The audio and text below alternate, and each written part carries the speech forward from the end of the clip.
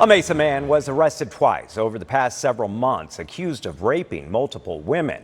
The latest victim came forward just months after the Maricopa County Attorney's Office decided not to pursue charges in the two prior cases involving that 35-year-old suspect.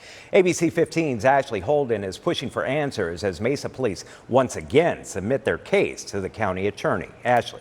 And James Estep's most recent arrest was just days ago. I'm told from experts the allegations made by victims are extremely concerning. Tonight, we are showing you Estep's mugshot out of a concern for public safety.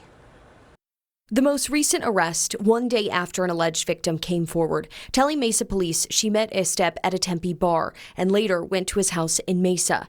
She did have consensual sex before she felt uncomfortable and tried to leave. But court documents say Estep choked the woman before allegedly raping her multiple times while the victim struggled. During an examination, it could be seen that she had bruising in many places on her body. In these documents, it's noted that Mesa detectives recognize similarities between this investigation and two others. The first in May of 2021, the other April of this year. Both alleged victims described being choked, one even hit, after reportedly accepting rides from Estep. The Maricopa County Attorney's Office told us that Mesa police submitted both those cases with recommendations for charges back in May. But due to likelihood of conviction, I was told no charges were ever filed. Strangulation is linked to increased lethality in intimate partner violence.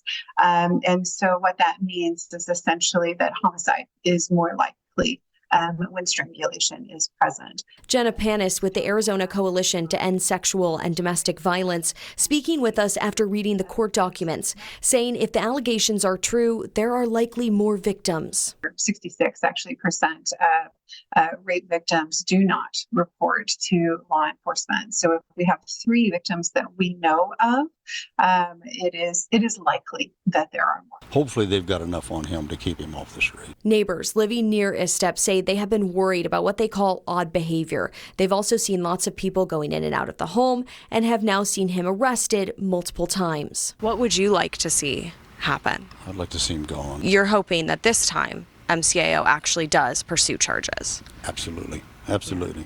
They need to. If they don't, somebody's going to have to bear the consequences.